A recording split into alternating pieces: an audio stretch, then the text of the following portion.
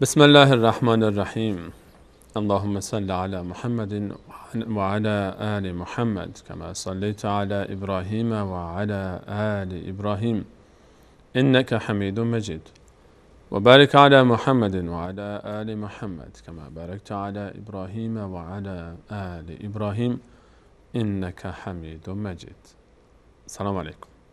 حال شما، احوال شما انشالله که هر کجا که هستید سر حال، قبراق، هر روزتون بهتر از دیروز و هر شب آرامتر از دیشب باشه و هر لحظه زیباتر و پرنورتر و مفیدتر از لحظه قبل از زندگی شما بگذارد. الله رو سپاس یک بار دیگر این توفیق نصیب شد تا خدمتگزار شما خوبان باشیم و همراه شما در یکی دیگر از برنامه‌های سفره دل. جناب دکتر همین هفته همچنان با ما هستن. اگه باز تقصیر رو نندازن گردن ما، همچنان در استودیو افتخار میزبانی ایشون رو هم داریم. عرض سلام دارم و ادب و احترام به نمایندگی از همه شما بینندگان عزیز خدمت جناب دکتر و خوش آمد میگم حضور ایشون رو. خوش آمدید جناب.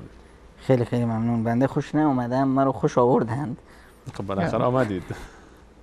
بنده هم عرض ادب و سلام دارم خدمت شما بینندگان عزیز. خوبیش اینه که جناب استاد سلیمانی تلمیحاً اعتراف کردند که وجود بنده در استودیو به اصطلاح حداقل این معضله برای من سببشون شاید ایشون باشن. به هر حال خیلی خوشحالم که این فضل استاد سلیمانی باعث شد که بنده بتونم در خدمت شما عزیزان باشم و انشالله بتونیم ساعتی خوب رو با هم سپری کنیم. در خدمت انشان خدمت از ماست جناب دکتر.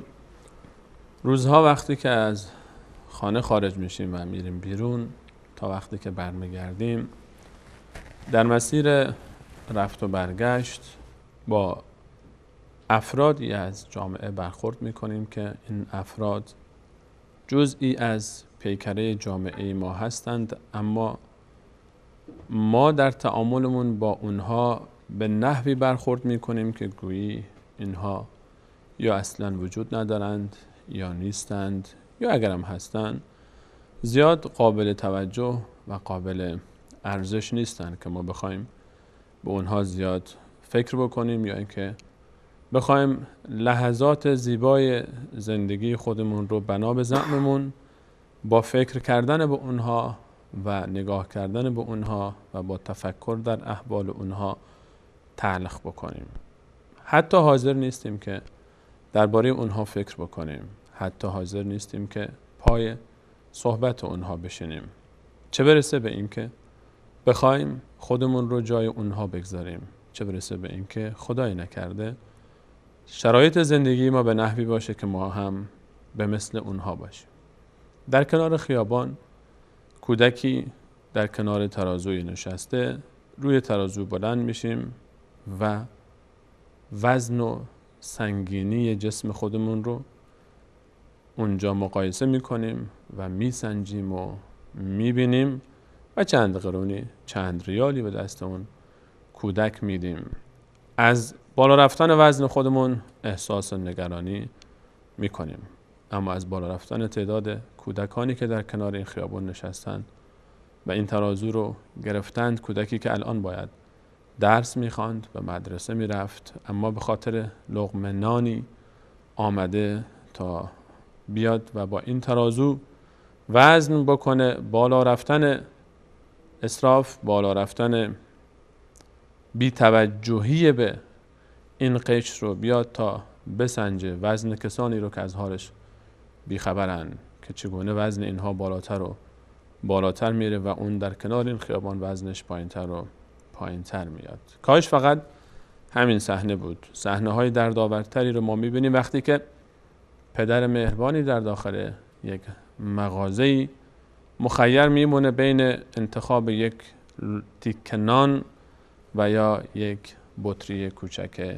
شیر که کدوم یکی از اینها رو انتخاب بکنه، چون پولش اونقدر نیست که هر دو رو با هم بگیره و با هم ببره و سر سفره خانواده بگذاره تا فرزندانش رو شاد بکنه که امروز در سفره صبحانه هم شیر دارند و هم نان. امروز صبحانه رو چگونه خوردید؟ سر سفره صبحانه چه داشتید؟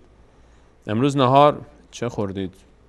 خیلی وقتا ما غذایی که سر سفره میخوریم فکر میکنیم که غذای نامناسبیه. آخه کدو هم شد غذا، بادمجون، سیب زمینی، کدو، هر روز همین چیزا تکرار میشه. کی گوشت و برنج سر سفره میاد؟ چرا غذاهامون رنگین نیست؟ چرا فقط هر روز گوشت مرغ میخوریم؟ چرا کباب سر سفره نیست؟ و چراهایی که اگر مقداری منصفانه تر قضاوت بکنیم، خیلی ها همون لحظه‌ای که ما به این غذا اعتراض میکنیم در آرزوی اون قطعه نان گرمی هستند که کنار این غذا هرگز به چشم ما نمیاد.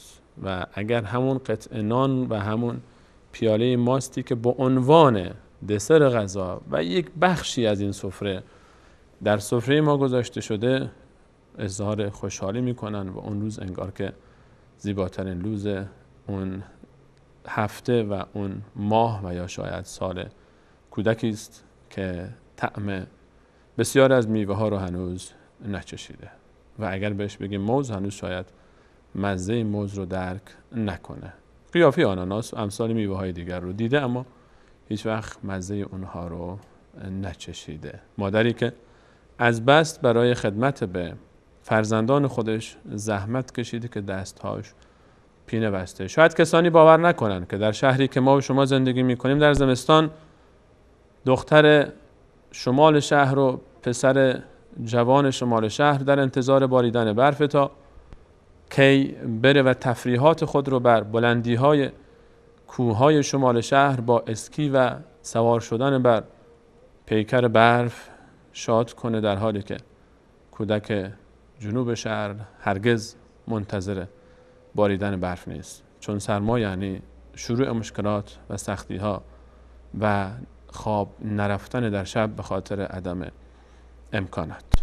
عده‌ای از ما در زندگیمون فقط فقر و فقیری رو در خلال داستان‌هایی از کتاب‌ها به مانند بینوایان مقایسه کردیم و دیدیم و فکر می‌کنیم مال کتاب هاست و داستان هاست و شاید فیلمی با این عنوان ما رو لحظه‌ای به فکر بندازه و فکر کنیم اینها مال کتاب ها و فیلم هاست، در حالی که در همین شهر ما کسانی هستند که نقش اول همین سناریو و همین فیلم رو در زندگی حقیقی خودشون دارن تجربه میکنند. از فقر چه میدونیم؟ از فقیری چی فهمیدیم؟ آیا شده تا به حال خانمت ازت چیزی بخواد اما پول نداشته باشی براش بخری؟ نه لباس آنچنانی و جواهرات، بلکه یک لقمه نان. تا به حال شده که خواهر و برادر کوچکترت ازت چیزی طلب کنن که از نیازهای اولیه زندگی اونهاست اما روت نشه بگی که پولشو ندارم بخرم؟ اینها احساس بسیاری است کسانی است که در جامعه ما زندگی میکنند و ما و شما شاید تا به حال اصلا نمیخوایم درباره این چیزها فکر بکنیم و دوست نداریم فکر بکنیم و وقتی که این عده از کنار ما گذر میکنند و میدانیم که وضعیت اونها این گونه هستم نمیخوایم اوقاتمون رو تلخ بکنیم. قصد من این نبود که هدف از این برنامه و هدف از این صحبت ها هم این نیست که فقط ما بیاییم و بشینیم و اوقاتمون رو تلخ بکنیم. هدف این نیست و خدای نکرده هدف ما همین نبوده که اوقات شما عزیزان رو در پایان هفته و در میان هفته تلخ بکنیم، اما هدف اینه که ما مقداری چشممون رو باز بکنیم، دور و برمون رو بهتر و بیشتر نگاه کنیم تا وظیفه‌مون رو بهتر انجام بدیم. امروز می‌خوایم با شما در موضوع فقر صحبت بکنیم و فقیری. اجازه بدید من ابتدای صحبت رو با جناب دکتر از معرفی موضوع فقر آغاز کنم. جناب دکتر، فقر یعنی چی و فقیر کیست؟ بسم الله الرحمن الرحیم. الحمدلله و الصلاة و السلام علی حبیبی و مولای رسول الله و علی آله و صحبه و من والاه. جناب استاد سلیمانی، وقتی که شما این مقدمه زیبا رو تقدیم می کردید بنده داشتم در حقیقت خجالت می کشیدم به نیابت از این جامعه ظالم و ستمگری که آدمیت رو فراموش کرده. بنی آدم اعضای یکدیگرند که در آفرینش ز یک گوهرند. چو عضوی به درد آورد روزگار، دیگر عضوها را نماند قرار. تو که از محنت دیگران بیغمی، نشاید که نامت نهند آدمی. و تصویر رسول اکرم صلی الله علیه و سلم از بنای یک جامعه که چطور این جامعه در واقع افراد جامعه خشتای یک ساختمان هستند که هر گونه تزلزلی در این ساختمان همه ساختمان رو به خطر میندازه. در سختی ها، در خوشی ها باید این افراد جامعه در کنار هم باشند و خجالت میکشیدن به نیابت از این گرگان گرسنه‌ای که این جامعه ها رو به دست گرفتن، این دزدای سرگردنه‌ای که اومدن رزق و روزی این ملت رو به تاراج میبرن. واقعا فقر یک پدیده بسیار، یک معضله بسیار زشت و ننگینی هست که شایسته جامعه انسانی و بشریت نیست. اما متاسفانه ما این پدیده رو در تقریبا همه کشورهای جهان داریم. حالا در یک جایی پررنگتر است و در یک جایی کم رنگتر و معیار سنجشش هم خب حسب جامعه های مختلف فرق میکنه. فقیری مثلا در ترکیه که مثلا کشور فقیری هست در قیاس با مثلا کشور ایران، فقیر ترکیه در ایران فقیر شمرده نمیشه و کسی که در ایران فقیر هست مثلا در کشور ترکیه این از معدم محسوب میشه، یعنی به مراحل زیر خط فقر هست. و همچنین به اصطلاح قیاساً اگر بیایم بگوییم اون کسی که ما مثلا وضعش رو خوب میدونیم و میگیم فلانی ماشاءالله فئودال هست، این رو مثلا با یک کشور دیگه ثروتمند وقتی مقایسه کنیم و برونای مقایسه کنیم اونجا این گدا محسوب میشه و فقیر محسوب میشه. معیارهای سنجش بر حسب جوامع مختلف متفاوت هست، اما فقیر هست. اون کسی که نمیتونه قوت روزانه‌اش رو تهیه کنه، یک سبد کالایی نمیتونه برای خانواده‌اش تهیه کنه، اون کسی که تأمین و به اصطلاح صحت خانواده رو نمیتونه مثلا بهش برسه، دارویش رو نمیتونه تهیه کنه، نمیتونه بچه‌هاش رو به مدرسه خوبی ببره، نمیتونه مثلا ما یحتاج ابتدایی زندگیش رو مهیا کنه، یه سرپناهی داشته باشه که به اصطلاح بتونه تو اون زندگی کنه. واقعا جای شرم هست که وقتی که میبینید در کشورهایی مثل کشورهای ما که خداوند از همه انواع نعمتها اونها رو به اصطلاح ارزانی داشته بشون، که آب داریم، زمین حاصلخیز داریم، معادن تا دلت بخواد داریم، بازوی جوان، بهترین نیروی به اصطلاح سازنده و کارساز رو داریم، همه اینها رو داریم و رحمت خداوند متعال رو داریم که وجعل فیها اقواتها. خداوند متعال هر جایی که انسانی خلق کرده روی اون زمین، در اون زمین اون رزق و روزی رو برای اون انسان فراهم کرده. امکان نداره که خداوند رزاق انسانی رو خلق کنه در جایی و روزیش نباشه. اما هر جایی که مثلا شکمی بالا میره بر حساب یک شکم دیگه است که به اصطلاح پایین اومده. هر جایی که همونطوری که شما به اصطلاح گفتید که طرف میاد وزن خودش رو مثلا رو ترازو میاد ببینه چقدر اضافه وزن پیدا کرده، یک نگاهی بندازه به همون بچه‌ای که اونجا به اصطلاح ترازو رو میچرخونه، میبینه که بله این بچه رو ببین که گوشتش آب شده، پوستش به استخونش چسبیده، چه به اصطلاح چاقی این بر حساب اون هست. جامعه ای که به اصطلاح به هم دیگه ظلم میکنه، ستم میکنه، این فقر یک معضله است و همیشه هم پشت این فقر یک به اصطلاح وحشیتی هست که در انسان رشد کرده. در همین انسان هست که به اصطلاح هیچ گرگی رو نمیبینی که گرگ دیگه رو پاره کنه، اما این انسان ها هستند که دیگه رو پاره میکنن. امام شافعی خیلی تعبیر بسیار زیبایی داره، میگه عیب زماننا والعیب فینا. ما میایم عیب و ایراد میگیریم از زمانه، بابا اون وقتا اینطوری بود، این وقتا وضع و حال خیلی خراب شده، اون وقتا خوبی بود، این وقتا. این تصور بسیار اشتباهی است که ما داریم. همیشه چهره دیروز از آینه چهره امروز از آینه فردا خوش است. دیروز خوش است چون که سپری شد و رفت، خاطره شد، زیبا شد. اما واقعا دیروز معضله ها خیلی بیشتر بود، فقر خیلی بیشتر بود. امروز رفاه اجتماعی خیلی بالاتر هست، خیلی بیشتر هست، اما تربیت اجتماعی و درست فهمیدن گم شده. قناعت رخت بربسته. جامعه با یک معضله دچار هست، معضله فقر اقتصادی. خب جای خودش، فقر فرهنگی هم یک معضله است که مثلا نتیجه این فقر فرهنگی است که مثلا ما نق میزنیم و درک و شعورمون پایین هست، نمیدونیم چطور جامعهمون رو مهار کنیم. حالا دیگه نمیخوایم تو بحث فقر سیاسی بریم که نه اونجا آزادی برای انسان ها گذاشتند، نه مثلا اون دزدای سرگردنه و نقششون در تاراج دادن اموال عمومی و سرقت مثلا معادن و درآمدهای مثلا کشورها. حالا فقر تعلیمی که مثلا آموزشی که این هم باز یه معضله است که باز نقش داره در ساختن این فقر اقتصادی. ما نتونستیم مثلا مدرسه رو یه مدرسه پرباری بار بیاریم، نتونستیم یه مدرسه‌ای بسازیم که این مدرسه به ما آدم و انسان درست به جامعه تقدیم کنه، انسانی که درد جامعه رو داره، درد دیگران رو داره.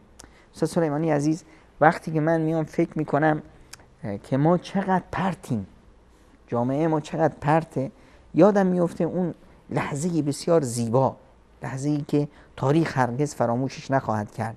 حرفی که یک زنی میزنه که حالا این زن دست پرورده اسلام نیست، هنوز اسلامی وجود نداره. وقتی پیامبر اکرم صلی الله علیه و سلم بهشون وحی شد و از غار حرا اومدن، وحشت زده که بودند از اون تصویر به اصطلاح بسیار عجیبی که دیده بودند، از اون فرشته‌ای که دیده بودند، از اون حالت. وقتی اومدن پیش ام المؤمنین خدیجه کبرا، حالا این زنی چی است؟ زنی است که تو یک صحرا بزرگ شده، تو یک شهر کوچیکی بزرگ شده، اما زنی است که فطرت بیداری داره، وجدان آگاهی داره. این وجدان آگاه بر زبان این زن جملاتی رو به اصطلاح روان کرد که تا قیام قیامت بر زبان انسانها خواهد موند.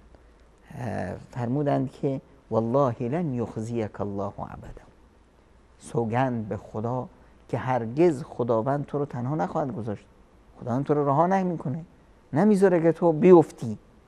خب ویژگی چیه؟ ببینید ویژگی نگفت که به اصطلاح خیلی آدم خوبی هستی، خیلی نمیدونم نماز میخونی، خیلی هنوز نمازی نبود، هنوز زکاتی نبود، هنوز عبادتی نبود، هنوز اسلامی نبود. بله. تازه داشت شروع میشد.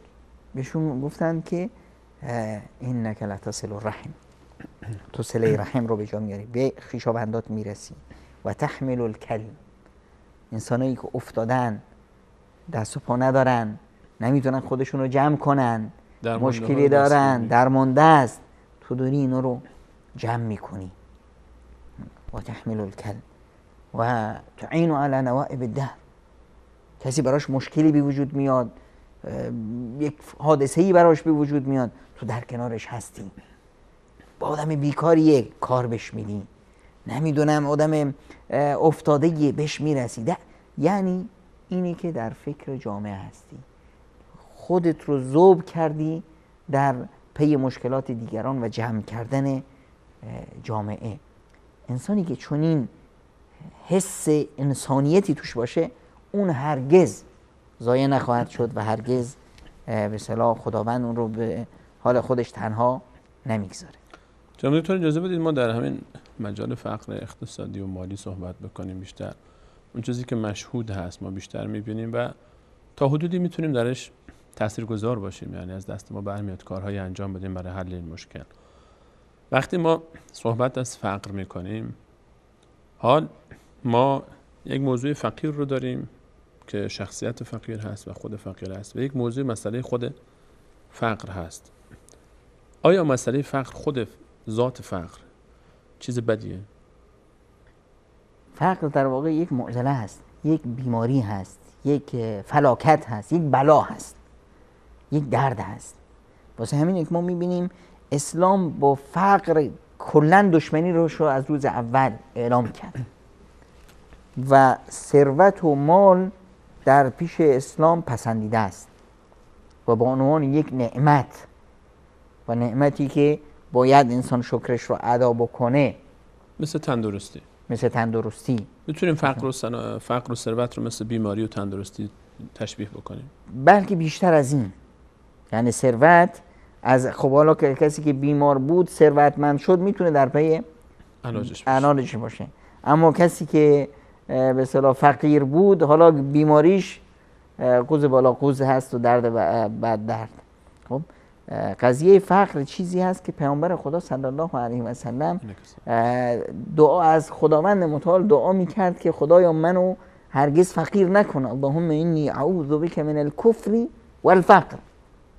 بار الها من به تو پناه میبرم از کفر، بزرگترین گناهی که دیگه نابخشودنی است، و از فقر و ناداری.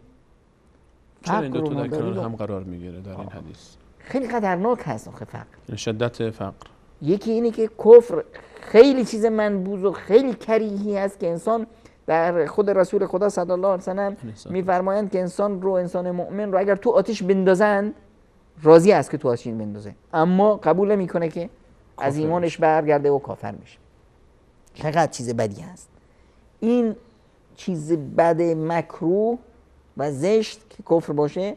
این رو پیامبر اکرم صلی الله علیه و سلم فقر رو کنار این قرار میده. اللهم انی اعوذ بک من الکفر، بار اله من پناه میبرم به تو از کفر این بدیش و از فقر. که یعنی چی؟ یعنی درجه فقر در زشتی و بدی انگار که مثل کفره. در بعضی از روایات هم آورده اند که کاد الفقر ان یکون کفر. همین مونده بود که فقر بشه کفر. فقر در واقع برادر کفر است. چرا؟ واسه اینکه انسانی که فقیر بود دیگه خودش رو به یه لقمه نونی میفروشه. الان مثلا شما یه نگاهی بذاریم کجاست که مثلا افکار گمراه و مثل مسیحیت و اینا رشد میکنه؟ در جوامع فقیر. در جوامع فقیر. چرا؟ طرف میره یه نونی میده، در کنار نون یه انجیلی هم بهش میده. اون بیچاره دنبال زندگی است.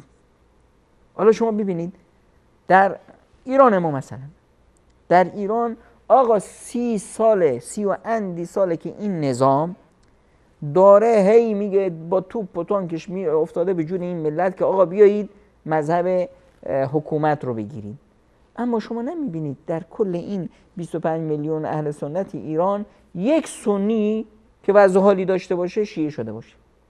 حالا 4 تا مثلا فقیر بیچاره توی روستا نه آبی هست، نه برقی هست، نه خدمات پزشکی هست، نه آموزشی هست، اونجا اگر 4 نفری به اصطلاح مذهب نظام رو گرفته باشن، خب شاید اونم به خاطر چند به خاطر چی؟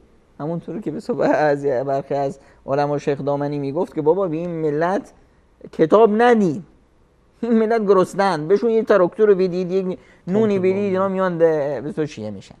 اما همین نظامی که اینجا فاشل هست، هیچ کاری نتونسته بکنه در کل این کشورهای منطقه، در ترکیه و نمیدونم کشورهای عربی و اونجا شما یه نفر رو نمیبینید که حرف اینا رو شنیده باشه. اما وقتی میری تو آفریقای گرسنه، کشورهایی که بسیار موندن، تو مناطق فقیرنشین فیلیپین، قاره ثروتمند فقیری که آفریقا باشه، میری اونجا میبینی که بله یه افرادی تو صحراها تو جنگل‌ها رو سرشون نوشتن یا حسین، دارن سینه هم میزنن، گریه هم میزنن. اینو اشک به اصطلاح اشک نمیدونم محبت اهل بیت تو این به اصطلاح حرفا نیست. اشک عقیده نیست. این نه اشک عقیده است. اصلا اشک عقیدهش چیه؟ این اشک شکم خالی است. حالا کسی اومده این شکم رو داره به اصطلاح ثروتی رو از لقمه نون رو از دهن ملتش میگیره، میاد اونجا میریزه. 4 تا آخوند این مثلا مسئله رو پیگیری کردن، از اینجا میلیون‌ها میلیاردها میدزدن، اونجا هزارها مصرف میکنن، تو راه هم که بقیهش میره واسه خودشون. اما اونجا اون فقیر بیچاره نادار میبینی که چطور مثلا حرفش رو گوش میکنه از دین و از عقیده و از آرماناش میاد پایین. به خاطر چی؟ به خاطر همین فقر. شما برید در حوزه علمی قم نگاه کنید، هی آفریقا اونجا ریخته است. آفریقای گرسنه، آفریقای فقیر بیچاره چرا خودش رو فروخت؟ چرا اومد فکر میکنی اونا نمیدونن که اینا همش مزخرفه، اینا همش دروغه، اونا همش کلکه؟ میدونن. اما وقتی گرسنه است بیچاره، کسی نداره که دستشو بگیره، در یک نظام ها و سیستم هایی هست که همه استعمار فرانسه از اونجا همه دار و ندارشون رو داره میدزده، چیزی واسهشون نمونده. این فقیر بیچاره حالا کسی اومده که آقا بیا من بهت نون میدم تو سینه بزن، خب تبر بده کمرشو میزنه، سرش حاضره بزنه. فقر مرحله میرسه استاد سلیمانی که انسانیت کلا ذوب میشه. شما تصور کنید خود قرآن کریم انسان رو برحذر میداره نکنه که تقتلوا اولادکم خشیة املاق، از ترس فقر نکشید بچه‌هاتون، از ترس و نکنه که یه وقت به سرتون بزنید بچه‌هاتون رو بکشید. یعنی چی؟ یعنی این واقعیتیه که امکان حدوثش هست. امکان داره که افرادی از ترس فقر بچه‌هاشون رو بکشن و ما این رو میبینیم، به چشم سر خودمون داریم میبینیم. طرف میره نمیدونم سقط جنین میکنه، چی؟ بابا 4 تا بچه دارم 5 تا بیا از کجا بخوریم؟ کی خرجشون میده؟ کی خرجشون میده؟ خداوند متعال میفرمایند نحن نرزقهم و ایاکم، ما به این بچه‌ها روزی میدیم، شما رو هم در کنار اونها هوای شما رو هم داریم، شما رو هم در کنار اونا روزی میدیم، اصل روزی مال اوناست. و نکنه که بچه‌هاتون رو بکشید من املاق، در آیه دیگه از فرض، از ترس، از فقر. خب یعنی این واقعیتی است که انسان احیانا فقر اون رو اونقدر نفلش میکنه، اونقدر داغونش میکنه که بچهش رو میفروشه. مگه نیست که مثلا بچه که چی؟ انسان خودش رو میفروشه. در همین کشور ایران ما میبینیم که دخترای دانشجویی که میرن مثلا تن فروشی میکنن، نمیدونم بچه‌هایی که میرن تن فروشی میکنن در دبی و در هند و در تایلند و در فلان و فلان. اینو نتیجه چی است؟ اونی که میره نمیدونم کلیهش رو میفروشه، چشش رو میفروشه، خونش رو میفروشه، این چه مرگشه؟ مگه همین فقر نیست که اینو داغون کرده، نفلش کرده؟ یعنی شاید بعضی فکر بکنن که بعضی از تن فروشی ها از روی سیری باشه. هیچ وقت انسان خودش رو خوار نمیکنه. تن فروشی یک ذلتی داره، یک به هر حال اون انسان رو خرد میکنه. اونایی که دنبال شهوت رانی اونا اصلا اونا بازارشون جداست. اما اونایی که میری مثلا این بازار صیغه چرا تو ایران اینقدر رشد کرده در سالهای اخیر؟ گرسنگی. همین گرسنگی، این بدبختی و گرسنگی است که مردم رو به اینجا کشونده. خب وقتی که طرف میاد این اگر حالا یک روپوش به اصطلاح مذهبی هم براش ساخته شده که بازخواست نه، این رو به خاطر این دزدای سر گردنه این روپوش رو برای این گذاشتن که خودشون زیر سوال نرن. باید این جامعه رو نون داد. حالا که نمیتونید، خب اینا به تن فروشی تن میارن. وقتی تن فروشی اون وقت میشه چی؟ فساد اخلاقی. حالا بیا همین رو یک پوششی بهش بده که آقا شما برید هر کاری دلتون میخواد بکنید، از ما دیگه نخواید. یعنی فراری از بار مسئولیت. اینی که مثلا همیشه فقر با کفر یه جا شده و خداوند اصلا دین اسلام با پدیده فقر در جنگ و ستیز هست. وقتی ما به اسلام نگاه میکنیم ببینید حتی خداوند منان وقتی بر پیامبرش منت میذاره که من چه احسان و فضلی بر تو دارم، و وجدک عائلا فاغنا. ای پیامبر ما تو رو دیدیم فقیر بودی، ما تو رو ثروتمند کردیم. این تصور که حالا که بحث رسول صلی الله علیه و سلم ایجاد شد، بعضی ها میگن حضرت علیه السلام فقیر زندگی کرد، فقیر بود همیشه، نداشت و حالا شاید توجیهی بکنن برای فقیر زندگی کردن و فقیرانه ماندن. در این باره چه نظری دارید؟ این تصور بسیار نادرست و نابجایی است. چطور شما میگید که پیامبر خدا صلی الله علیه و سلم فقیر بودند و خداوند متعال میفرمایند و وجدک عائلا فاغنا؟ تو فقیر بودی ما ثروتمندت کردیم. چطور میگی پیامبر خدا صلی الله علیه و سلم فقیر بودن و 5 یا احیانا 9 تا خانواده رو سرپرستی میکردن؟ چطور فقیر بودن و همچین مثلا 9 کسی که مثلا 9 خانواده رو سرپرستی کنه چطور میتونه فقیر باشه؟ اگر فقیر میبود که خب این همه ازدواج نمیکرد، چه مجبوریتی بود؟ خب اینها درک درست از زندگی پیامبر نیست. درک درست چی است؟ اینه که پیامبر خدا صلی الله علیه و سلم زاهدانه زندگی میکردن. فرق است بین زهد و پارسایی و بین فقر. فرق است بین اینی که نداشته باشی و بین اینی که داشته باشی اما نذاری تو دلت. مال و ثروت، فرق بین اینی که مال و ثروت تو دستت باشه و اینی که تو دلت باشه. پیامبر خدا صلی الله علیه و سلم و اون مدرسه‌ای که پیامبر تربیت می‌کردن، وقتی میگیم آقا فلان صحابی 2 تا لباس بیشتر نداشت، فلان نمیدونم نون تو خونش یه ماه میگذاشت که به اصطلاح اجاق آتیش روشن نمیشد. آتیش روشن نمیشد به خاطر این نبود که ندارند، به خاطر این بود که درد جامعه رو داشتن، درد دیگران رو داشتن. وقتی که برای ام المؤمنین عایشه صدیقه 4000 سکه طلا وقتی که میارن میدن، چیکار میکنه؟ فوراً این رو تقسیم میکنه. آخر سری همون به اصطلاح خانومی که اونجا هست خدمت میکرد میفرمایند که مادر حداقل 1 سکه رو میذاشتید که برای افطاریمون حلوا میخریدیم.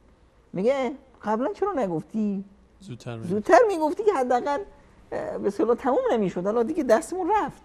4000 سکه طلا همه رو این تربیت این مکتب هست. این با پیامبر خدا صلی الله علیه و سلم غنایمی که به دست می آورد و به پیامبر می رسید، تصور کنید در مدینه منوره اومد بودن. در مدینه منوره این صحابی که برای پیامبر جان میدادن، مگه امکان داشت بذارن پیامبر گرسنه بمونه؟ امکان داشت که کسی در مدینه منوره به اصطلاح گوشتی تو خونش باشه و بتونه از گلوش بره پایین و تو خونه پیامبر نباشه؟ این اگر این گونه حساب بکنیم دیگه کلا هیچ فضلی برای صحابه باقی نمیمونه. خانه پیامبر خانه ناز و نعمت بود، اما این نعمت هیچ وقت یه لحظه تو خونه پیامبر صبر نمی‌کرد. و یؤثرون علی انفسهم ولو کان بهم خصاص. تا میرسید میدادن به این و اون، میفرستن این و اون، همه به اصطلاح شهر و همه فقیرای شهر، همه دستمندهای شهر، همه به هم دیگه میرسن. جامعه بیدار بود. جامعه ای بود که به اصطلاح کی فقیر بود تو این جامعه؟ اون کسی که دیگه حتی اگر همون فقیری هم تو این جامعه بود، سبیلش رو با روغن دنبه نمیدونم چی چرب میکرد که مردم نفهمن که این فقیره. بسیار در تاریخ پیامبر اکرم صلی الله علیه و سلم خیلی خیلی نادر اتفاق میفته که کسی به عنوان فقیر مطرح بشه. یعنی جای تعجب داره. یکی میاد پیش رسول خدا صلی الله علیه و سلم یواشکی میگه که یا رسول الله من وضعم خوب نیست. این کیه؟ این شخصیه که دیگه صبر کرده تا آخرین لحظهش که دیگه کاسه صبر به لبریز شد. پیامبر خدا صلی الله علیه و سلم میفهمن که تو خونه چی داری؟ حالا ببین چی داری. میگه یک تکه حصیری داریم که احیانا همین رو خودمون هم میندازیم، روش میشینیم و سردمون شد رو خودمون هم میندازیمش. و یک کوزه. این کل دارایی این آقاست. تا وقتی که به این مرحله رسیده جیغش نیومده بیرون، اما به این مرحله رسیده و راهکار بلد نیست. اون چیزی که عقلش رسیده و اینو انجام داده نتونسته به اصطلاح جایی برسه. روی این رو نداره که جامعه رو بهش بگه که به اصطلاح به جامعه نشون بده که من فقیرم. میاد پیش رسول خدا صلی الله علیه و سلم. پیامبر خدا صلی الله علیه و سلم فرمایند برو همین حصیره رو با همون کوزه وردا بیار. میارن. پیامبر خدا صلی الله علیه و سلم در بین صحابه میگن که یه حصیر و یک کوزه‌ای برای فروش گذاشتیم، کسی هست اینا رو بخره؟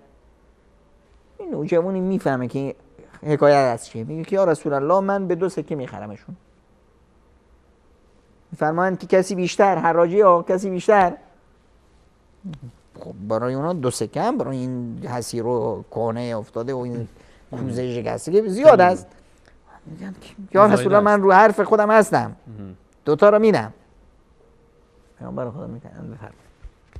بعد به اون به اصطلاح انصاری میده همون 2 سکه رو، میگه برو 1 سکه شو غذا و بخر ببر خونت، 1 سکه شو برو به اصطلاح آهنگری بازار آهنگرا یه تبر ورد رو بیار.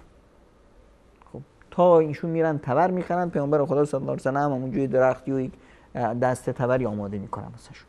میاد همون دسته تبر رو خود پیامبر خدا صلی الله علیه و آله به دستان مبارک میذارن تو تبر، میگن که برو تا 15 روز نبینمت این ورا آفتابی بشی. برو کار کن بیرون. 15 روز برو همین تبر رو تو بدون که چیکار میکنه. این آقا هم رفت صحرا و دیگه تبر میخواد چیکار کنه دیگه، هیزم بگیر و بیار و تو شهر بفروش. و بعد از 15 روز همچنین شاد و شنگول و قبراق اومدن مسجد نبی صلی الله علیه و سلم نماز خوندن و از حالا برم لباس و شیک و اینا. و پیامبر خدا صلی الله علیه و سلم پرسید چی شد؟ تعریف کرد که برای یا رسول الله رفتم منم درآمدم خوبه، تا حالا 10 درهم هم کسب کردم و خونم هم رو برا شد، خودم هم خوبم. اینجا بود که پیامبر خدا صلی الله علیه و سلم فهموندن بهشون که بله اینی که بری انسان بره کار کنه و دستش رو جلوی دیگران دراز نکنه که ید العلیا خیر من ید السفلی. این نوع تشویقی بود، یک نوع کارسازی بود، یک نوع تشویقی بود برای حل و درمان این معضله. و میبینیم که اصلا کلن وقتی ما به اسلام نگاه کنیم، اسلام با فقر اصلا هیچ گونه نزدیکی نداره. عبادت هایمون که عبادت هست، آقا وقتی که میری مسجد خداوند متعال میفرماید خذوا زینتکم عند کل مسجد، وقتی میری مسجد باید همچین شیک و تمیز و بالا کلاس بری مسجد. خب این شیکی و زینت دادن و خدا خوشگل کردن این که مجانی نیست. یعنی نمازت باید پولدار باشی، تو خوب بری نماز درست انجام بدی. مسجد میری باید این اثر این نعمت رود باشه. میای آقا ارکان اسلام چی هست؟ بعد از نماز زکات. زکات چه وقت میدی؟ یعنی چه وقت میتونی این رکن اسلام رو به جا بیاری؟ ثروت داشته باشی. وقتی که ثروتی داشته باشی که اون ثروت بیشتر از اون نیازت باشه، نه تنها بیشتر از نیازت باشه بلکه 1 سال در همچنین وضعی باشی که ثروتی داری بیش از نیازت. تا 1 سال هم همینجوری ادامه پیدا میکنه. 1 سال شما یک ثروت مازاد بر نیاز داری. یعنی در یک استقراری از رفاه رسیده این شخص. یعنی استقرار رفاه اجتماعی خیلی خوب، رفاه اقتصادی خیلی خوب است. اونجاست که میتونی زکات بدی. و الا اصلا این رکن عبادی رو تو اصلا محرومی ازش. و حتی حج. میخوای بری حج؟ حج چی هست؟ حج یک به اصطلاح انفاق اقتصادی خیلی بالایی هست. نه اینکه الان شما رفاه اقتصادی دارید، بلکه از یک به اصطلاح خیلی بیشتر از اون چیزی که به اصطلاح نیاز داری و از اون چیزی که به اصطلاح زکاتش رو میدی، حتی از اون خیلی بیشتر داری که میتونی بری یه سفر طولانی رو متحمل بشی و در پشت این سفر اون خانواده‌ای داری که در این اثناء سفر شما کاری نداری. یعنی کارت متوقف هست، درآمدت قطع هست. با این وجود شما میتونید زندگیتون رو بچرخونید و این سفر رو هم هزینه‌اش رو متحمل بشید. پسندازی داره. پسنداز خوبی دارید که با این پسندازی که شما دارید میرید حج. این رکن بزرگ اسلام رو ادا میکنید. میخوای بری جهاد همچنین. همه عبادت ها رو میبینیم که یه جوری با مال و ثروت به هم دوخته شده. یعنی اینی که شما نمیتونید یه مسلمان خوب دبش درجه اول بشید مگه اینکه بجنبید. پس میتونیم نتیجه بگیریم جناب دکتر که رابطه اسلام و فقر، رابطه اسلام با بیماری، رابطه همون دیدی که اسلام نسبت به بیماری هایی داره که جسم انسان رو با خودشون درگیر میکنن، دقیقاً به فقر هم به همین دید نگاه میکنه. یعنی هیچ وقت نیومده اسلام فقر رو تایید بکنه و تشویق بکنه مردم و جامعه رو به اینکه فقیر باشن. اینکه به هر حال رغبت و حب مال رو نداشته باشن یک موضوع کاملا جداست و اینکه فقیر بمانن کاملا جدا به خاطر تأثیرات منفی که بر روح و روان و عقیده و سایر اماکن زندگی ما داره. دقیقاً. یعنی اسلام تشویق میکنه به پرهیزگاری، تشویق میکنه به قناعت، تشویق میکنه به زهد و پارسایی، اما هرگز اجازه نمیده که یک مؤمن خمول باشه، فقیر باشه. تنها در مواردی هست که دیگه توان اون مؤمن نیست. نمیتونه به اصطلاح بجنبه. آدمی هست که بیماره، توان حرکت نداره، آدمی هست که نمیدونم سال خورده است و افتاده است، بچه یتیمی هست که نمیدونم هیچ میدانی فضایی برای کار و تلاش براش هنوز ایجاد نشده، به اون مرحله نرسیده، بیوه زنی هست که افتاده است، حالا بیمار هست، یا حالا مثلا چند تا بچه داره که نمیتونه بجنبه. خب این موارد بسیار استثنایی که در جامعه میاد، باز برای اینا یک حل و درمانهای دیگری اسلام گذاشته، یک راه حل هایی گذاشته و جامعه رو مسئولیت داده. قضیه جامعه و فقر و افراد و فقر در واقع یک حق هست، به این معنا که یعنی قرآن کریم وقتی که از مال و ثروتی که شما میدید به فقیر میگه که حقشون رو بدید، نه اینه که بر اونا منت بذارید. و فی اموالکم حق، و فی اموالکم حق معلوم، یعنی یک حساب و کتاب مشخص شده ای هست، به این معنا که وقتی خداوند متعال به بندهش یه رزق روزی میده، این رزق روزی مشروط هست. ای بنده من دارم به شما 100 تا میدم، این 97 و نیمش مال خودت، 2 نیمش رو به این افراد تحویل میدی. افراد هم مشخص کرده، درصدش رو هم مشخص، مقدارش رو هم مشخص کرده، حق معلومی هست، مشخص شده هست. این دیگه که ما بخوام بدیم یا ندیم اختیارش رو نداریم، از ما نیست، حق من نیست، حق من نیست، حق اون فقیر هست. امانتی که پیش من کسی داده که اینو به صاحبش تحویل بدم. دقیقاً. و اون صاحبش در جامعه وجود داره، اون صاحبش هم مشخص شده است، نه اینکه من به کیف خودم برم آقا به فلانی بدم، فلانی خیلی آدم خوبیه به فلانی بدم، نه خیر، اون فرد مشخص شده است. خب فقیر هست، مسکین هست، ابن السبیل هست، نمیدونم کسی است که مثلا دین و قرضی داره و ازش مونده. 8 گروهی که خود قرآن کریم اونها رو مشخص کرد، تنها و تنها این متعلق اوناست. این افرادی هستن که تو جامعه موندن، اینایی هستن که به اصطلاح همه این مسائل استثنایی که در جامعه اگر عدالت اجتماعی باشه به وجود میاد، این مسائل استثنایی اینطوری به اصطلاح راه حلی براشون ایجاد شده. و این نه اینه که به اصطلاح من ثروتمند بخوام این کار رو بکنم یا بخوام بدم یا نخوام بدم، نه، این حق به چه معنا؟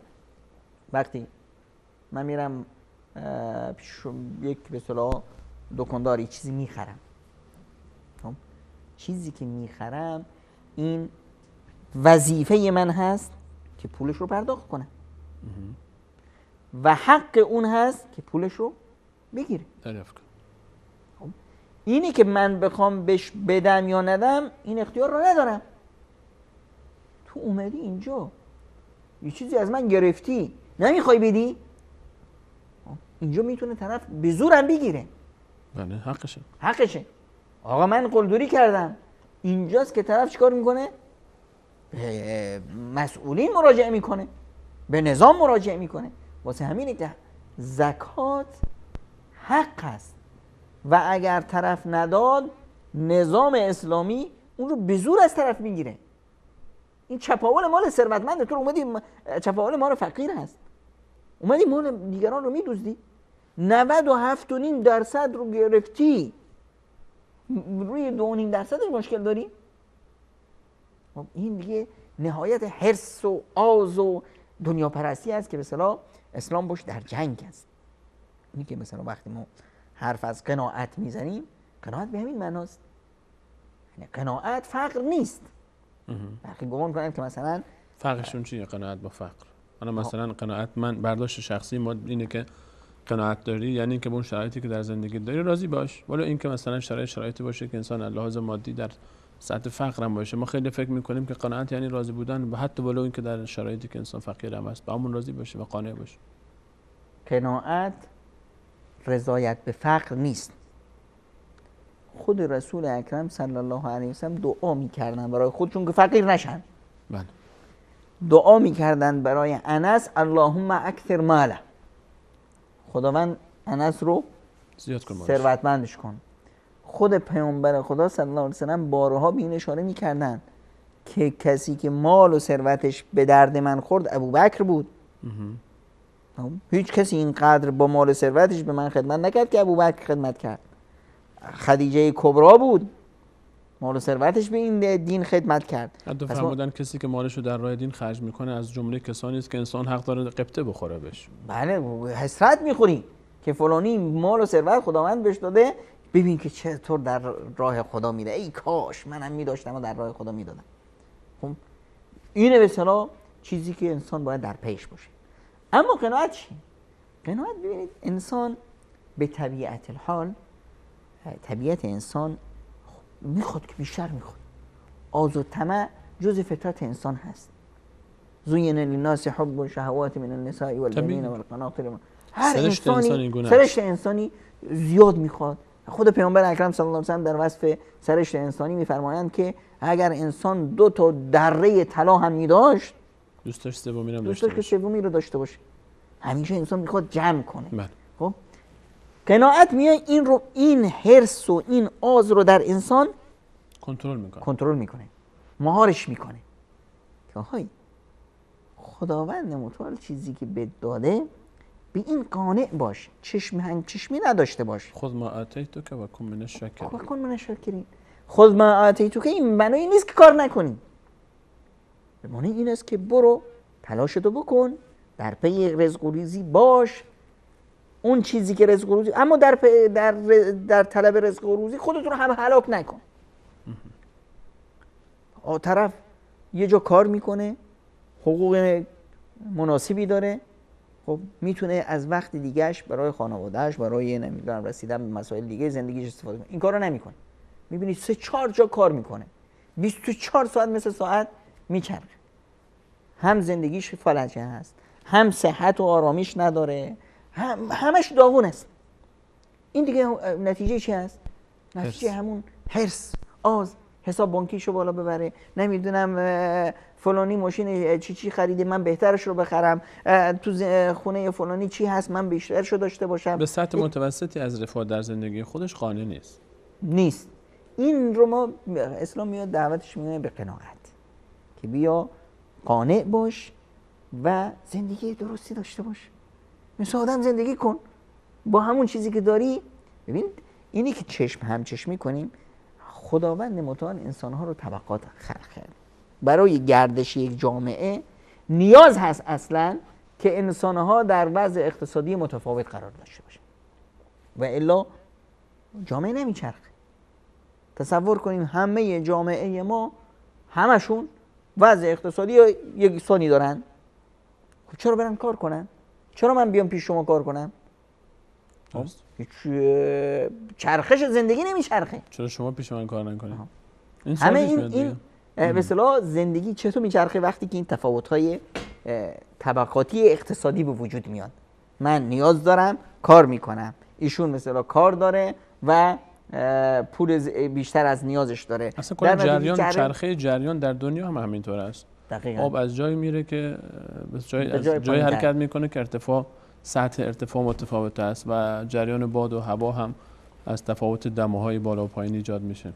خب الان وقتی که ما میخوایم همچین جامعه ای رو به اصطلاح بیاییم کنترل کنیم، اگر همهش در فکر مسابقه دادن، در بیشتر به دست آوردن باشیم، خب کل جامعه یک مسیر بسیار منفی رو پیش میبره.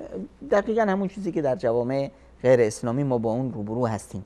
هی دنیا و حرص خوردن برای دنیا و در پی دنیا بودن و یک دیگر رو کشتن و بلای به سر هم دیگه آوردن و زیر پای هم دیگه رو خالی کردن، فقط و فقط به خاطر چی؟ به خاطر به دست آوردن یه مال و ثروتی. اسلام میاد میگه که نه ای انسان، این تفاوت ها طبیعی است، فطرت خلقت اینطوریه که خداوند متعال آقای سلیمانی رو درازتر از من خلق کرده، من کوتاه‌تر، آقای سلیمانی درازتر، آقای سلیمانی زیباتر، من یکم زشتر، نمیرم آقای سلیمانی باهوشتر، ذکی، به اصطلاح با ذکاوت‌تر، من یکم کدن‌تر. بعدش از این چند تا فوش دیگه هم بده آقای سلیمانی فقیرتر، من پولدارتر. خب این چیزا دیگه طبیعی است. من این رو وقتی که بیام ببینم که بله خداوند متعال به من این قدر رو داره، من این قدری که من در به دست آوردنش نقش داشتم، دارم کار میکنم، دارم زحمت میکشم، تلاش میکنم، نه اینکه اومدم به اصطلاح مثل همون قصه ای که سعدی میاره که طرف رفت میخواست بره جایی، دید که به اصطلاح تو جنگلی روباه شلی افتاده بیچاره، هیچ نای توون نداره. در همین اثنا با خودش فکر میکرد این روباه از کجا میخوره. دید که یه شیری اومد، یه شغالی رو زد، تیکه پاره‌اش کرد و خورد و رفت. یه چیزی هم موند، این روباه تا سیری خورد. عجب تعجب کرد. روز بعد اومد دید یه حادثه دیگه، اون روباه غذاش رسید. رفت خونش نشست که بله منم این کارو میکنم، حالا که خداوند اینجور روزی رو میده، خداوند روزی رسان هست، منم میرم میشینم تو خونم، منم یه روباه شل. اونجا بود که به اصطلاح کسی اومد بهش گفت که برو شیر دمرنده باش، ای دقل خود تو نیانداز مثل این روباه شل. در قصه خیلی زیبایی میارند از شقیق بلخی. شقیق بلخی خودمون بچه بلخ، ایشون با ابراهیم ادهم خراسانی خودمون رفیق بودن و اینا انسانهای بسیار زاهد و پارسا بودن، در زهد و پارسایی مشهورن. ببینید اینا پارسا و زاهد هستن، ببینید که خیلی از افراد منفی که نمیخوان کار بکنن، به اصطلاح میخورن و میخوابن، از چشون به دست مردم است، اینها رو مثلا به عنوان امامای خودشون تلقی میکنن. حالا ببین تصور اینا چی هست. شقیق بلخی کار تجارت میکرد، بلند شد اومد میخواست بره سفر بازرگانی، اومد با ابراهیم ادهم خداحافظی کرد. خب سفر از اون زمان ها سفر رفت و برنگشتیم شاید، یا دیر کردم. خب رفت و تو همین مسیری که میرفت تو صحرا جایی شب استراحت میکردن. بعد صبح زود دید که یک پرنده ای هست، کور هست، پاش هم شکسته افتاده رو زمین. دلش سوخت، گفت این بیچاره اینجا دیگه تلف میشه، میمیره.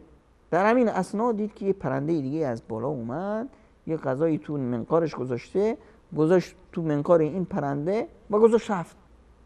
تعجب کرد که این پرنده داره به این دیگه غذا میرسونه. گذشت ظهر، بعد ظهر کمی رو مراقبتش کرد، ببینه چه این چطور میخواد زندگی کنه. دید که این پرنده اصلا مسئولیت داره، انگار که خداوند بهش مسئولیت داره که باید به این پرنده برسه. خب گفت که من ببین من چه آدمی ام که از شهرم بلند شدم میرم خودم رو عذاب میکنم، روزی رو خداوند اینطور میرسونه. برگشت به اصطلاح به شهر خودش. وقتی اومد چند روزی که نگذشته بود، بعد ابراهیم ادهم دیدش، گفت که شقیق کجا بودی؟ چه زود اومدی؟ سفرت خیلی. قصه رو براش تعریف کرد. گفت که چی شده؟ چرا میخوایی اون پرنده کور دست و پا شکسته باشی؟ چرا نمیخوایی اون عقابی باشی که میومد برای این غذا میداد؟ تو باید اون باشی نه این. تازه بود که شقیق فهمید، اومد دست ابراهیم ادهم رو بوسی، گفت که واقعا یا ابا اسحاق ما از شما باید درس یاد بگیریم، دین رو از شما باید یاد بگیریم. اینی که ما بیایم این تصور منفی رو داشته باشیم. حالا به این افراد میگی که آقا بجنب، میگی مگه نشنیدی که رسول خدا صلی الله علیه و سلم میفرمایند لو توکلتم علی الله حق توکله لرزقکم کما یرزق الطیر تغدو خماسا و تعود بطانا. اگر واقعا در خداوند متعال توکل صادقانه بکنید، شما رو همونطور روزی میده که پرندگان رو روزی میده، که این پرندگان صبح زود از خونهشون برمیانن گرسنه با شکم خالی و شب برمیگردن با شکم پر.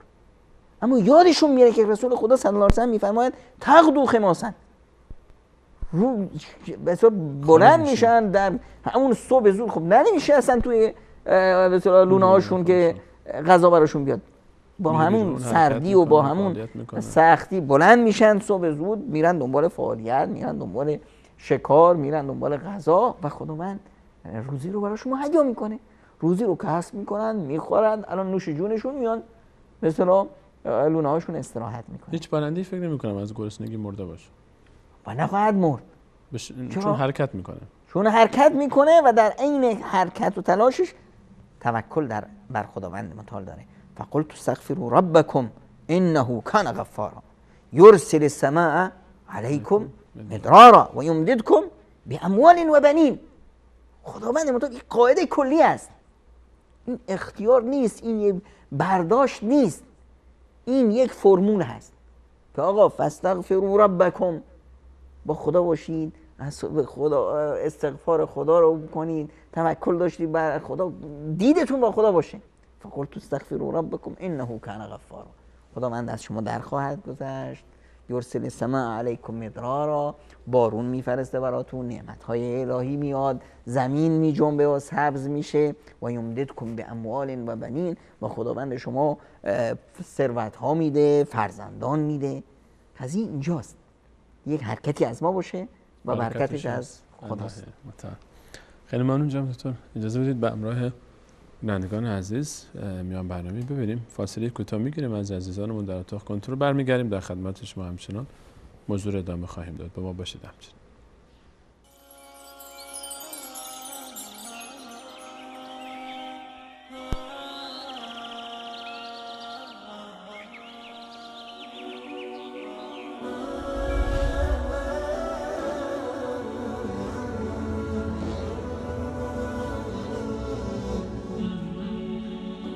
أفي دار الخراب تظل تبني وتعمر ما لعمران خلقتا وما تركت لك الأيام عذرا لقد وعظتك لكن ما اتعظتا تنادي للرحيل بكل حين وتعلن إنما المقصود أنت وتسمعك النداء وأنت لاه عن الداعي كأنك ما سمعت وتعلم أنه سفر بعيد وعن إعداد زاد قد غفلت معائب هذه الدنيا كثير وأنت على محبتها طبعت يضيع العمر في لعب ولهو ولو أعطيت عقلا ما لعبت فما بعد الممات سوى جحيم لعاص أو نعيم إن أطعت ولست بآمل ردا لدنيا فتعمل صالحا فيما تركت أيا نفسي خوضا في المعاصي وبعد 40 رغب ستا وأرجو أن يطول العمر حتى أرى زاد الرحيل وقد تأتى علمت فدع سبيل الجهل واحذر وصحح قد علمت وما عملت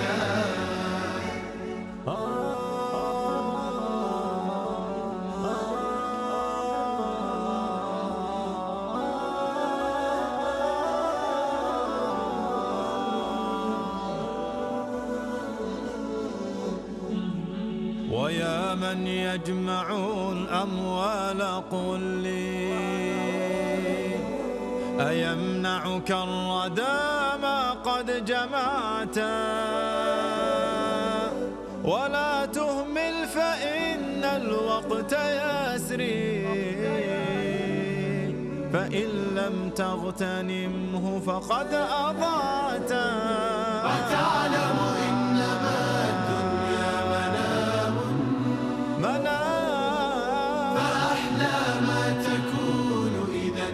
انتبهت هي الدنيا إذا سرتك يوما تسوك ضعف ما فيها سهرت تحدث عنهم وتقول كانوا نعم كانوا كما والله كنت حديثك هم وأنت غدا حديث لغيرهم فأحسن ما استطعت سل الأيام عن عم وخال وما لك والسؤال وقد علمت ألست ترى ديارهم خواء فقد أنكرت منها ما عرفت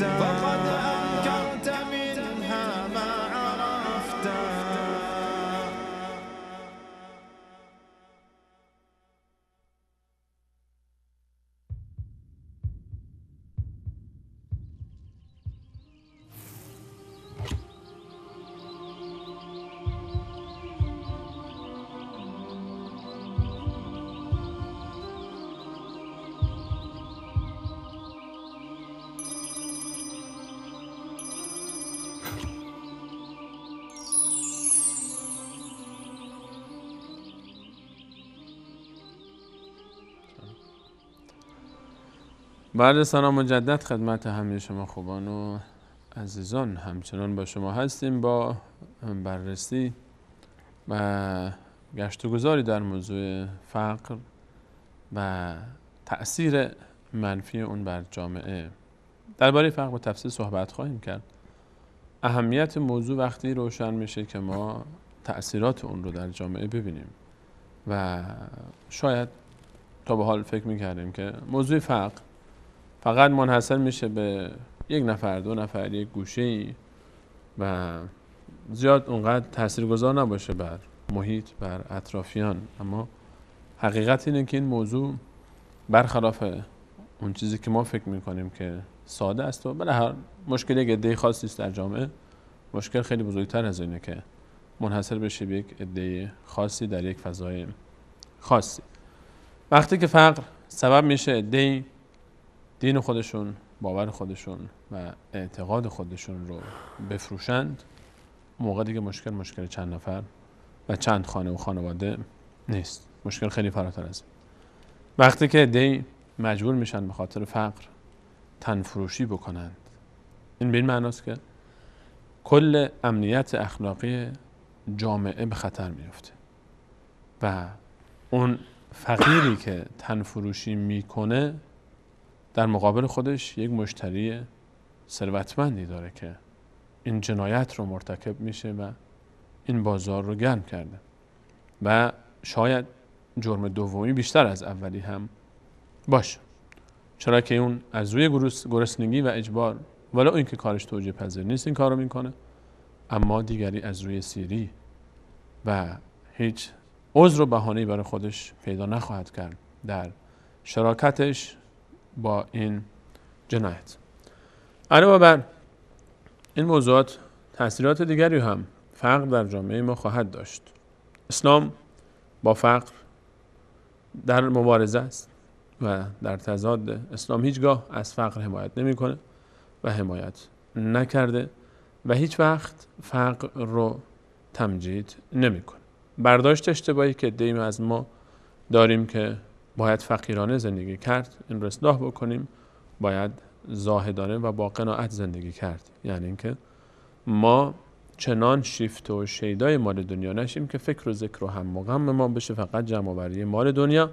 هیچ وقت اجازه ندیم که سفره خانه ما خالی بمانه، اما این گونه هم نشه که به خاطر به دست آوردن آنچه که مازاد بر نیاز ماست بریم و تمام هم و غم و فکر و ذکرمون رو این رو قرار بدیم که فقط در زندگی ما فلان روز فلانی همچین غذایی به ما داد، ما هم بیشتر از اون باید در زندگی بیاریم، فلانی در عروسی انقدر خرج کرد من باید 10 برابرش خرج کنم، فلانی انقدر خرید من باید انقدر بخرم. اجازه بدید موضوع رو همچنان ادامه بدیم در همین باب مضرات و خطرهای فقر باز انشالله در این برنامه اگر فرصت شد، اگر نشد در برنامه بعدی باز تفصیل درباره راهکارها، راه حل‌ها، مشکل رو چطور حل بکنیم، چه وظیفه‌ای ما در مقابل فقیران داریم، خود فقیران چه کار باید بکنن، این انشالله همچنان بیشتر صحبت خواهیم کرد. جناب دکتر برمیگردیم خدمت شما. علیه السلام مجدد. ادامه باشه. قضیه فقر یه انفعال هست. نه. انسان وقتی که فقیر هست در واقع دیگه دچار یک تنش هست، دچار یک سردرگمی هست که این مسئله رو من چطور حلش کنم. دیگه اون مخش خوب یاریش نمیکنه. همینه که مثلا یک جمله زیبایی هست از امام ابو حنیفه که میفرمایند که با آدم گرسنه مشوره نکن. که این آدم مشکل خودش رو داره، حواسش با تو نیست. بر همین مبنا اگرم بهش بگی 2 تا چند تا میشه میگه 4 تا نون. 4 تا نون. یا مثلا بر همین مبنا فقیهان چیکار میگن؟ میگن که آقا قاضی حق نداره در اثنای گرسنگیش یا در اثنای نمیدونم تشنگی شدید این آقا بیاد قضاوت کنه. چون که در یک انفعال داخلی استقرار و آرامش نداره، ذهنش حواسش سر جای خودش نیست. انسانی که همچین حالتی رو داره احتمال داره دست به هر جنایتی بزنه. حالا مثلا اونی که میره دزدی میکنه، خیلی نادرند افرادی که به اصطلاح از باب شکمسیری دزدی بکنه. چون شکمسیری که دزدی که فخر نیست که مثلا طرف بیاد فخر فروشی بکنه. یا خیلی نادرند افرادی که برن تن فروشی کنند از روی شکمسیری، چیزی که کریه هست، زشت هست در جامعه، مگر اونجایی که به اصطلاح یک فرهنگ سازی غلط به خورد مردم داده که باز هم میبینی که ریشه ای از دور یا نزدیک به فقر رفت میده. حالا به اصطلاح معیار فقریش اونجا فرق میکنه. فقر فرهنگی داره، فقر فرهنگی داره، حتی فقر اقتصادی داره، اما فقر اقتصادیش با مثلا جوامع دیگه قابل مقایسه نیست. در یک نمیدونم رفاهی از زندگی و کمالیاتی از زندگی غرق شده که برای به اصطلاح به دست آوردن اونها دست به همچنین جنایتی میزنه. یک حدیث بسیار زیبایی داریم، قصه بسیار زیبایی که طرف رفت در نیمه های شب میخواست صدقه بده، رفت همینجور به اصطلاح صدقه شو گذاشت تو دست یک، اون نمیدونست کی هست. این طرف کی بود؟ این دزدی بود که میخواست بره دزدی. روز بعد همین دزده برای رفیقاش تعریف کرد که من دیشب رفته بودم دزدی، یه بنده خدایی همینجور از کنارم رد شد و یک خورجین پول گذاشت تو دستم و رفت، هیچ ندونستم کی بود. این حرف اینجا و اونجا چیز پخش شد که آها دیشب یک کسی خواسته کار خیر کنه، صدقه بده، صدقه رو داده تو دست یه دزدی. این بنده خدا گفت بابا من خواستم که کسی متوجه نشه به یک نیازمندی یک کار خیری بکنم، حالا من رفتم به یه دزد کمک کردم که نشد.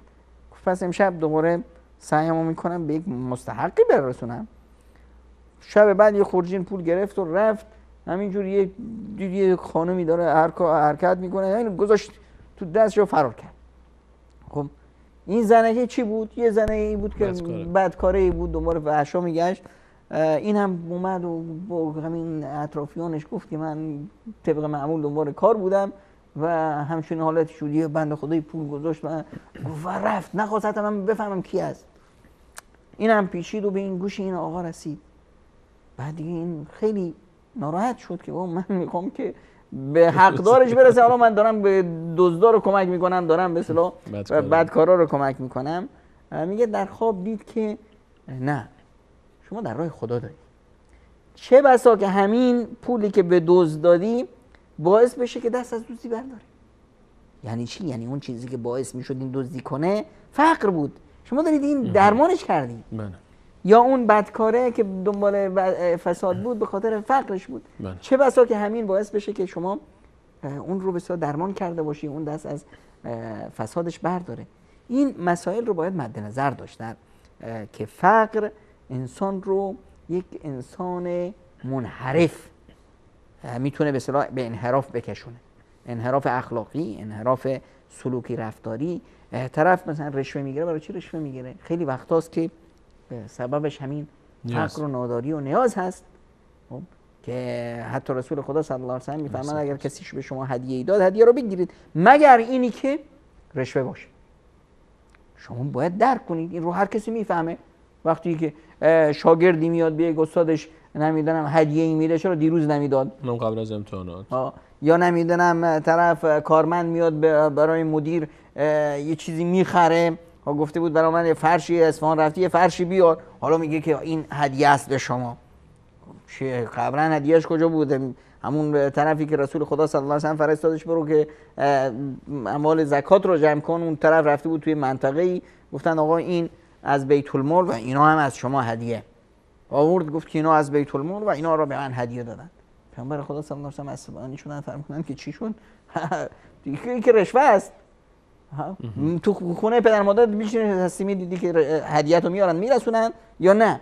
وقتی که در بسیار پستی هستی، در یک مسئولیتی هستی، چیزی به شما میدن، در واقع این یه نوع رشوه است. حالا چه بخوای قبولش کنی چه نخوای این واقعیت رو قبول کنی. اگر واقعا کسی مرتبط به اون کار و شغل و موقعیتی که انسان داره. ولی چرا میدادن؟ تو دیروز که تو خونه پدر مادرت بودی کسی بهت نمیداد. امروز که مثلا در این پست هستی بهت میدن. این مسائل رو مثلا حتی خیلی چیزا حضرت عمر مثلا شترای بچه‌شو مصادره کرد که چاق شده بودن، چاق و چله شده بودن، گفتن بابا این چرا چاق و چله مال تو چرا چاق بشن مال مردم چاق نشن؟ مگه همینه که مثلا مردم میگن که بابا این بچه خلیفه است بذارید به صورت جلوش نگیرن، به تعبیرش میگرفتن، چراگاه‌ها خالی میکردن، شترای تو میرفتن که شترای بچه خلیفه. حالا چون که میگفتن بچه خلیفه، این خلیفه مسئولیت داره، همین کلمه باید مثلا حسابشو پس بدی و این شترا مثلا به بیت المال تحویل داده بشه. این مسائل که مثلا فقر انسان رو داغون میکنه، خطرش مثلا بر فرد، خطرش بر خانواده رو فقر فلج میکنه، اصلا وجود خانواده رو فلج میکنه. طرف ما میخوایم یه خانواده تشکیل بدیم، یه برنامه ازدواج میخوایم بگیریم، برنامه ازدواج که اومد با جشن ازدواجش اومد، مهریه اومد، باز بعضی از انسانهای جاهل، این رو باز تاکید میکنم، انسانهای جاهلی که از دین بسیار بیگانند، میارن شیرباها میذارن، میارن نمیدونم جهیزیه میذارن، میارن 1001 به اصطلاح مشکل سنگ سر راه میذارن. اینجاست که به اصطلاح اصلا خانواده وجود آوردن این کیان مقدس با مشکل روبرو میشه. حالا به وجود اومد، حالا که این مسائل که شد دیگه باز مجبوریم که نصیحت کنیم. قرآن کریم هم نصیحت کرد به اون جوونا که ولی استعفف الذین لا یجدون نکاحا حتی یغنیهم الله من فضله. اونایی که به اصطلاح توان ازدواج ندارن اونا دیگه صبر کنن ایشورا که تا وقتی که به اصطلاح چند دقیقه پولی دستشون بیفته و بتونن ازدواج کنن. اما خود چی؟ خانواده ها، خود خانواده ها رو خداوند متعال بهشون میگه وانکحوا الایام منکم والصالحین من عبادکم ان یکونوا فقراء یغنیهم الله من فضله.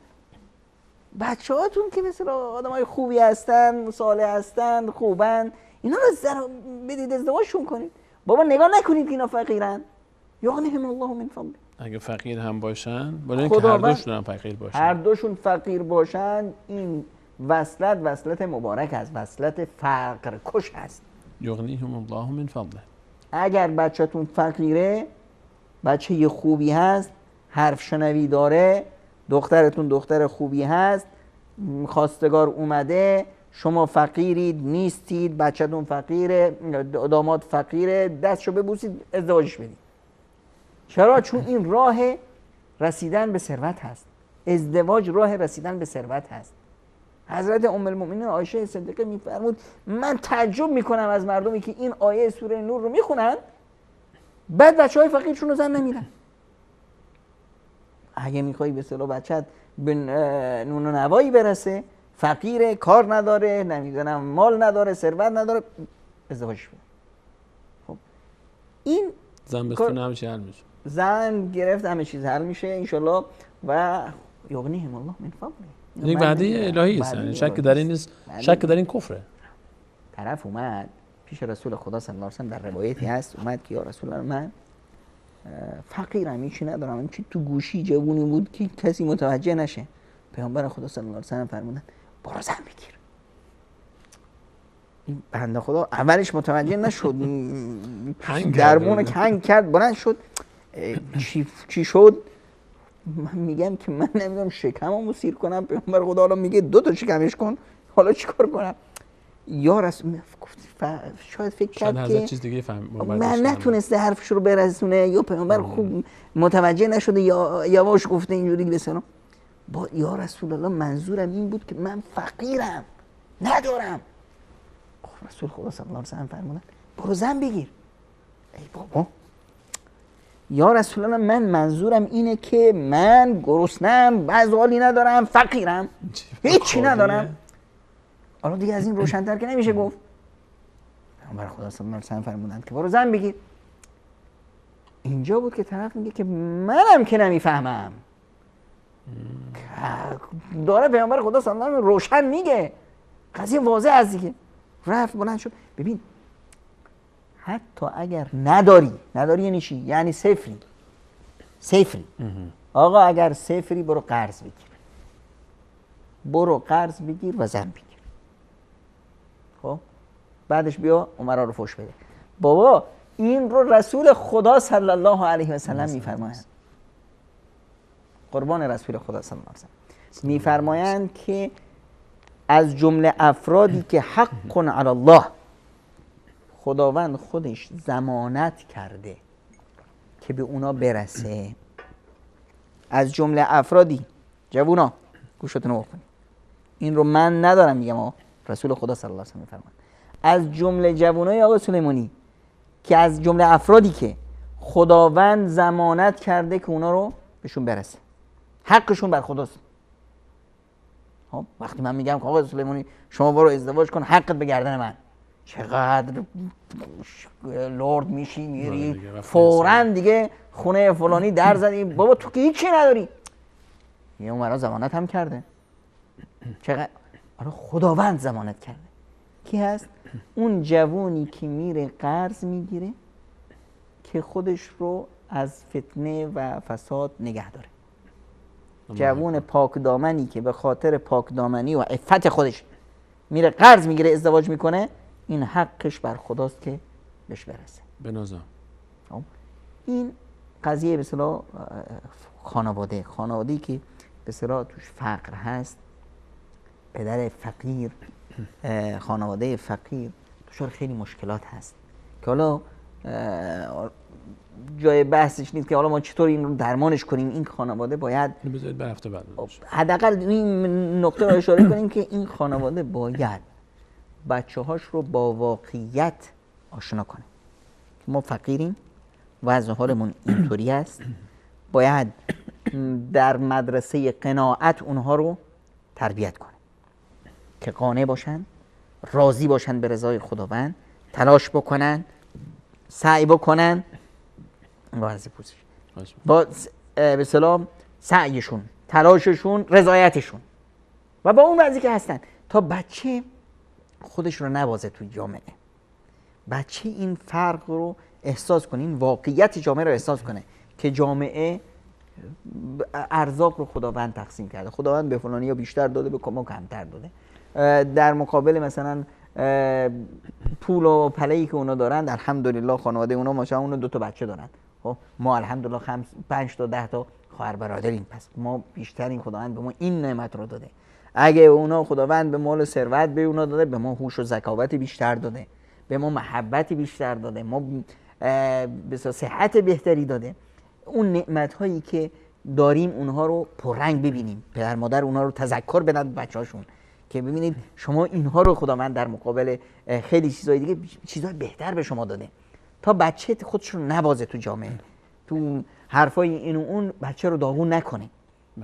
خود پدر هم باید این مفاهیم رو در خانواده زنده کنه، خودش هم نباید بیاد پیش بچه‌هاش خودش رو خرد کنه، تلاش رو میکنه، زحمتش رو میکشه، در پی آسایش خانواده هست، اما در این حال خودش رو نمیبازه که چرا مثلا بچه من مثل بچه فلانی، من نمیتونم برای بچه‌م لباس بخرم، من نمیتونم برای بچه‌م مثل بچه فلانی، بچه همسایه به اصطلاح دوچرخه بخرم، نمیتونم برای خونم مثل خونه همسایه یا خونه برادرم یا خواهرم مثل اونا داشته باشم. نخیر، من رو خداوند به اصطلاح روزی من رو میده، روزی اونها رو میده و هر یکی به اصطلاح روزیش مشخص. این خانواده رو باید به صورتی این احساس فقر رو در خانواده کشت، در مقابل احساس قناعت رو پر کرد. و الا هیچ وقت اگر حرص و آز تو خانواده‌ای بود، تو افرادی بود، لا یملا عین ابن آدم الا تراب. پیامبر خدا صلی الله علیه و سلم میفرمایند که چشم بنی آدم هرگز پر نمیشه مگر اینکه تو قبر پر خاک میشه.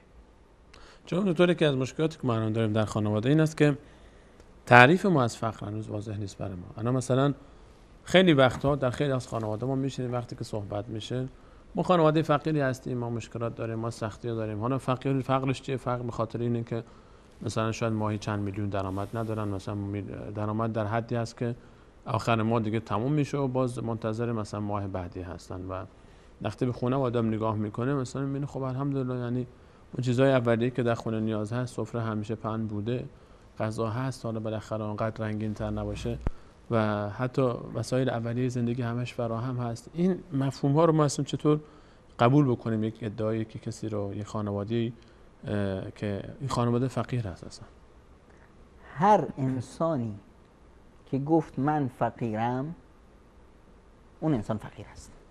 فقیر هست؟ فقیر هست. هر انسانی که گفت من فقیرم، اون فقیرانه زندگی خواهد کرد. فقر یک احساس هست.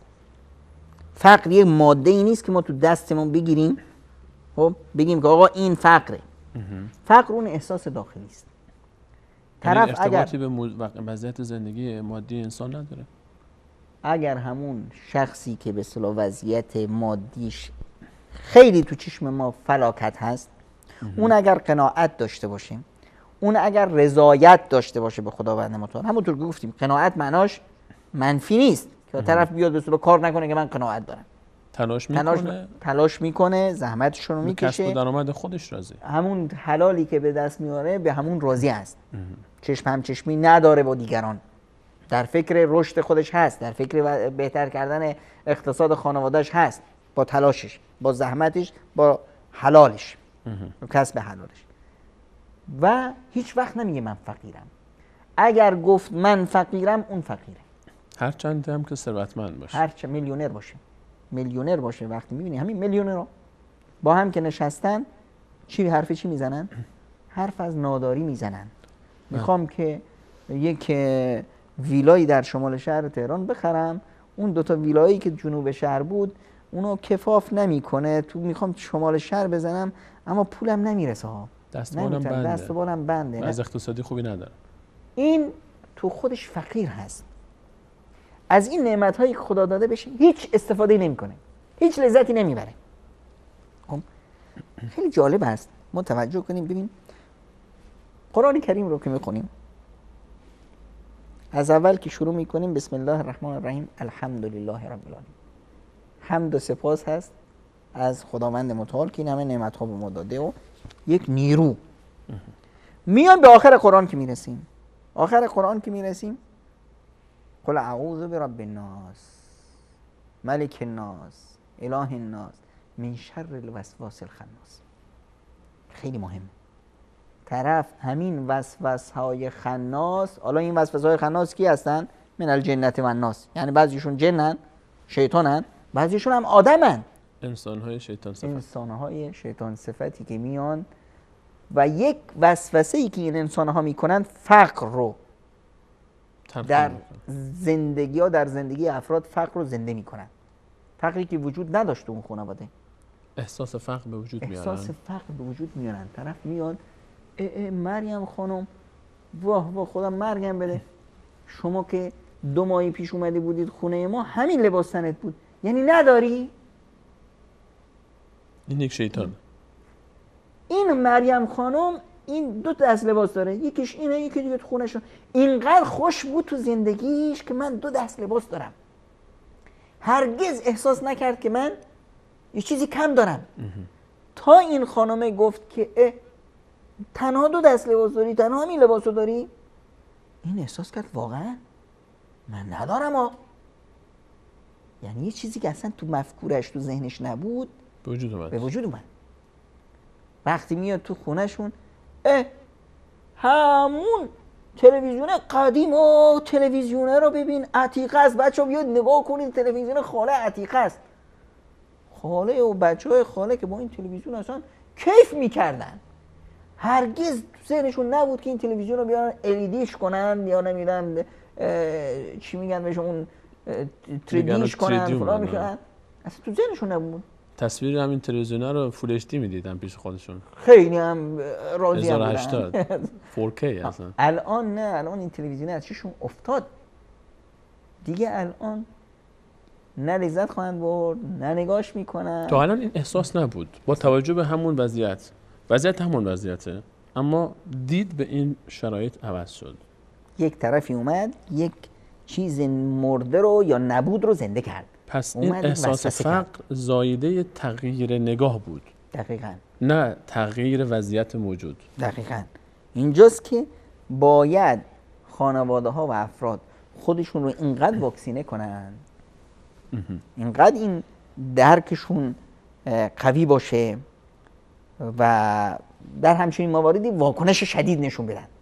اینجا این نیست که خواهش میکنم نمیدونم خانم فلانی به هر حال دیگه ما با همین میسازیم، اینجا خواهشاً فایده نداره. اینجا ما مثل شما پولدار نیستیم، ما فقیر فقرا و اگر این کارو کرد اون هدف اون رو یا اون چیزی که اون در پیش بود یا شیطان وسوسه کرده بود اون رو تقویت میده.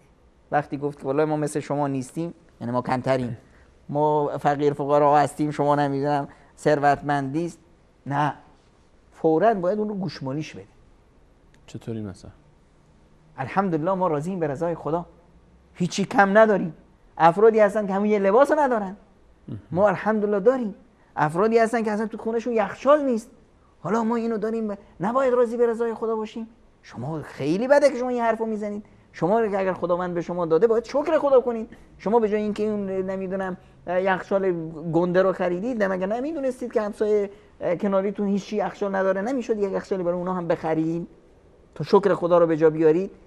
یعنی یک مفاهیم رو در ذهن اون زنده کردن، اون رو بیدار کردن. خیلی وقتا هست که اون وسواس خناس هدفی نداره، بیچاره عادت کرده. اما اینی که هدف نداره این چی نیست؟